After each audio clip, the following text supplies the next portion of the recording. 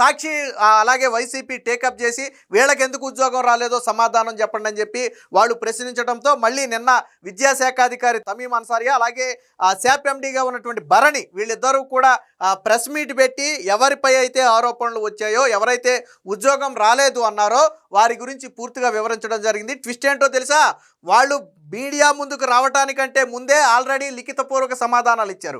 Already వాళ్ళు గ్రీవెన్స్లో పెట్టుకున్నారు మాకు ఎందుకు ఉద్యోగం రాలేదని. గ్రీవెన్స్లో లిఖితపూర్వక సమాధానం ఇచ్చిన తరువాత కూడా మళ్ళీ బయటకు వచ్చి మాకెందుకు ఉద్యోగం రాలేదని చెప్పి ఆ రాజకీయం చేసేటట్టు మాట్లాడటం అనేది కరెక్ట్ కాదు. ఎందుకంటే నిరుద్యోగులకి ఎవరికైనా సరే అరే నాకు రావాల్సిన ఉద్యోగం వేరొకరికి వచ్చిందనే భావన బాధ ఉంటుండొచ్చు.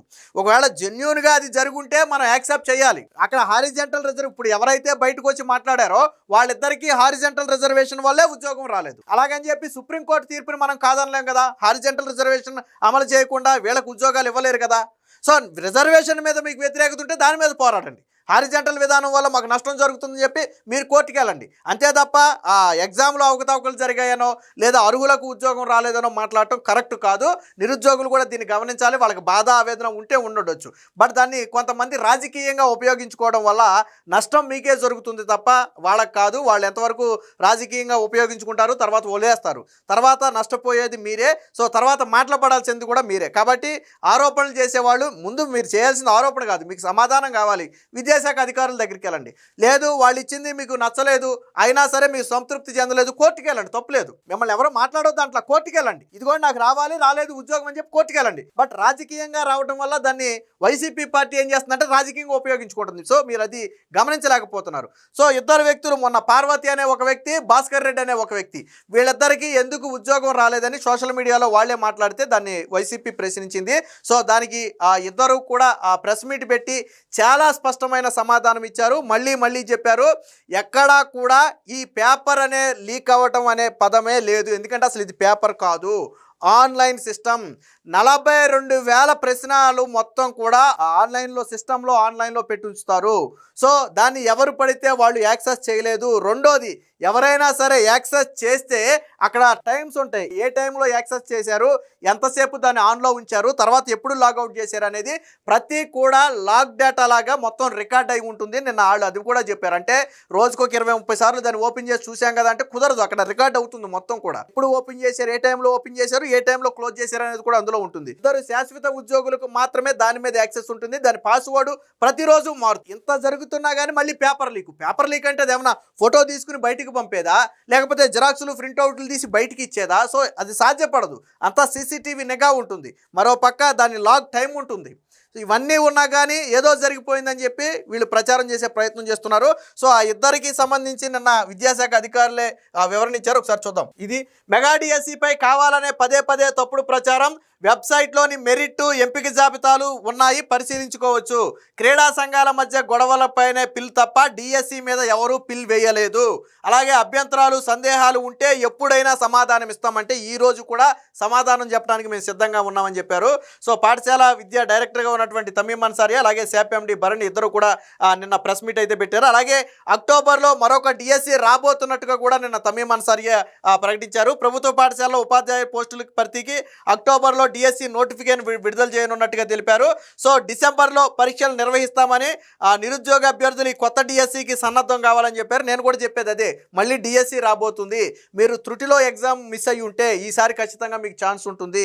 కాబట్టి ఈ రాజకీయాలు, ఈ వైసీపీతో చేతులు కలపటాలు, ఆటలో ఊబిలో దూరటాలు మానేసి నిబద్ధతతో చదువుకుంటే రాబోయే డిఎస్సిలో మీకే ఉద్యోగం వస్తుంది. సో మీరు ఇక్కడ ఆందోళన చేయాల్సిన అవసరం లేదు. దాని డేట్ కూడా వచ్చేసింది. సో సమయం మించిపోకముందే మీరు మేల్కొంటే మంచిది.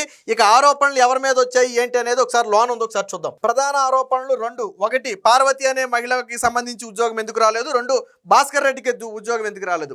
సో ఇక్కడ పార్వతి కేసును మనం ఒకసారి చూస్తే ఈవిడ పూర్తి పేరు దేవగుప్తపు సంతోషి పార్వతి. సో ఈవిడికి జోన్ 1లో పీజీటీ ఇంగ్లీష్ సబ్జెక్ట్లో 92వ ర్యాంక్ వచ్చింది. ఈ జోన్లో 2 ఈడబ్ల్యూఎస్ కోటా పోస్టులు ఉంటే మొదటి పోస్టును 84వ ర్యాంకుతో పూర్తి చేశారు. కానీ ఈ మహిళ ర్యాంకు 92.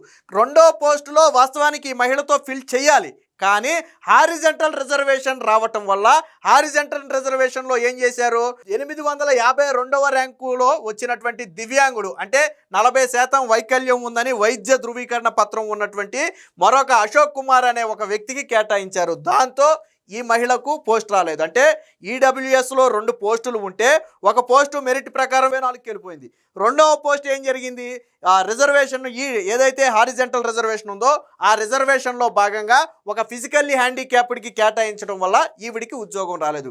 మీరు ఎందులోనైనా చూడండి, హారిజంటల్ రిజర్వేషన్ అంటే లాస్ట్ ఏదైతే మీ రిజర్వేషన్లో ఒక లాస్ట్ బాటమ్ పోస్ట్ ఉంటుందో ఆ పోస్టులోకి వేరొక వ్యక్తి వచ్చే అవకాశం ఉంటుంది. ఎవరై ఉంటారంటే వాళ్ళు పిహెచ్ అంటే ఫిజికల్లీ హ్యాండిక్యాప్డ్ అయి ఉండొచ్చు, లేదా స్పోర్ట్స్ పర్సన్ అయి ఉండొచ్చు, లేదా ఎక్స్ ఆర్మీ అయి ఉండొచ్చు, లేదా ఉమెన్ అయి ఉండొచ్చు. సో ఇలా ఏదో ఒకళ్ళు హారిజంటల్, ఈ నలుగురే హారిజంటల్ రిజర్వేషన్లోకి వస్తారు. సో వీళ్ళలో ఎవరో ఒకళ్ళు వచ్చేసి హారిజంటల్ రిజర్వేషన్లో కూర్చోవచ్చు. సో ఇక్కడ ఫిజికల్లీ హ్యాండిక్యాప్డ్కి పోస్ట్ రావడం వల్ల ఈ పార్వతి అనే మహిళకు పోస్ట్ రాలేదు. ఈ విషయం ఆల్రెడీ లిఖితపూర్వకంగా చెప్పిన తర్వాత కూడా ఆవిడ బయటకు వచ్చి మాట్లాడింది. ఇంకా ఈ పార్వతి గురించి ఇంకో ఇంట్రెస్టింగ్ చెప్పనా, ఈ పార్వతి హైకోర్టులో కేసు వేసింది. ఈ కేసు వాదించింది ఎవరో తెలుసా, జడా శ్రావణ్ కుమార్. ఈ పార్వతి అనే మహిళ నాకు రిజర్వేషన్ల ప్రకారం నాకు పోస్ట్ రావాలి, నాకు ఇవ్వకుండా వేరొక ఫిజికల్ హ్యాండిక్యాప్డ్ పర్సన్కి ఇచ్చారు, సో నేను అర్హురాలిని అని చెప్పి హైకోర్టులో ఒక పిటిషన్ వేస్తే ఆ పిటిషన్ని ఈ అమ్మాయి తరపున వాదించింది ఎవరంటే జడా శ్రావణ్ కుమార్. అలాంటి జడా శ్రావణ్ కుమారే మొన్న ప్రెస్ మీట్ పెట్టి డిఎస్సిలో అవకతవకలు జరిగాయి అనడానికి ఆరోపణలే తప్ప ఆధారాలు లేవు, కోర్టు కూడా దీన్ని కొట్టేసే అవకాశం ఎక్కువ ఉందని చెప్పి మొన్న ఆయనే మాట్లాడాడు. అంటే ఈ మహిళ తరపున కోర్టులో వాదించిన వ్యక్తి అసలు డిఎస్సిలో ఏమీ జరగలేదని చెప్పి ఓపెన్గా ప్రెస్ మీట్ చెప్పాడు. సో అది అయిపోయింది. నెక్స్ట్ భాస్కర్ రెడ్డి. సో కడప జిల్లాకు చెందినటువంటి Bhaskar Reddy school assistant English ఆంగ్ల సబ్జెక్ట్లో ఆ పోస్టుకు దరఖాస్తు చేశాడు. డిఎస్సిలో ఇతని ర్యాంకు 68. అయితే కడప జిల్లాలో ఈడబ్ల్యూఎస్ కోటాలో మొత్తంగా 8 పోస్టులు ఉంటే మొదటి 7 పోస్టులు మెరిట్ ప్రకారం పూర్తి చేశారు. అది 67వ ర్యాంకుతోనే ఫిల్ అయిపోయింది. అంటే 8 పోస్టుల్లో 7 పోస్టులు ఏ ర్యాంక్తో ఫిల్ అయిపోయింది, 67తో ఫిల్ అయిపోయింది. 12 నుంచి 67కి ఫిల్ అయిపోయింది. ఇతని ర్యాంకు 68. సో వాస్తవానికి ఇతనేమంటాడు, 7 పోస్టులు ఫిల్ చేశారు, 67వ ర్యాంకు వరకు బాగానే ఉంది, 8వ పోస్ట్ ఉంది కదా, నా ర్యాంకు 68 కదా, నెక్స్ట్ నేనే కదా ఉన్నది, నాకు ఇవ్వాలి కదా అంటాడు ఇతను. సో ఇక్కడ కూడా సేమ్ ఈ మహిళకి ఏదైతే జరిగిందో ఇక్కడ ఇతనికి కూడా అదే జరిగింది. హారిజంటల్ రిజర్వేషన్ రావటం వల్ల 661వ ర్యాంక్ వచ్చినటువంటి దివ్యాంగ కోటాలో ఉన్నటువంటి గోనుగుంట్ల సుభాషిణి అనే ఒక లేడీకి ఈ పోస్ట్ కేటాయించడం జరిగింది. ఇది అధికారుల తప్పు కాదు, హారిజంటల్ రిజర్వేషన్ విధానమే అది. ఈ రిజర్వేషన్ విధానాన్ని రాష్ట్ర ప్రభుత్వం తెచ్చింది కాదు, సుప్రీంకోర్టు గైడ్లైన్స్ ప్రకారం పెట్టినటువంటి హారిజంటల్ రిజర్వేషన్. నేను ఇందాకే చెప్పా, బాటమ్ పోస్ట్లో మిస్ అవుతారు ఖచ్చితంగా. ఇతని ఉద్దేశం కరెక్టే, నేనే భాస్కర్ రెడ్డిని తప్పు పట్టను. 7గురికి ఇచ్చారు, 8వ వ్యక్తిని నేనే కదా, నాకు ఇవ్వాలి కదా, నాకు వచ్చేస్తుంది కదా అనుకున్నాడు అతను. కానీ 8వ పోస్ట్లో హారిజంటల్ రిజర్వేషన్ అమలైంది. ఈ హారిజంటల్ రిజర్వేషన్ అనేది వీళ్ళకి తెలియకపోవడం వల్ల వచ్చిన తిప్పలే ఇది. నేను అందుకే సింపుల్గా చెప్పా, ప్రతి పోస్టులోనూ బాటమ్ పోస్టులో హారిజంటల్ రిజర్వేషన్ అమలవుతుంది.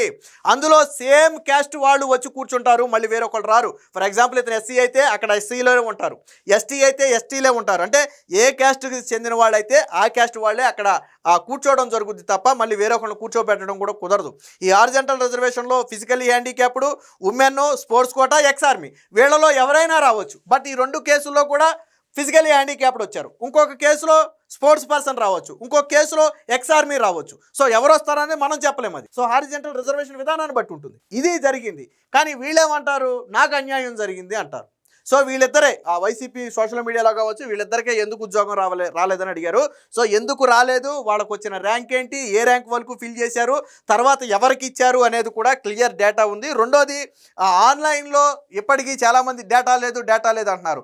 ఆన్లైన్లో అందరి డేటా స్టిల్ ఈ రోజుకి ఉంది. ఈవెన్ స్పోర్ట్స్ కోటా అభ్యర్థులతో సహా ఎవరైనా సరే వెబ్సైట్లోకి వెళ్ళి ఓపెన్ చేసి చూసుకోవచ్చు.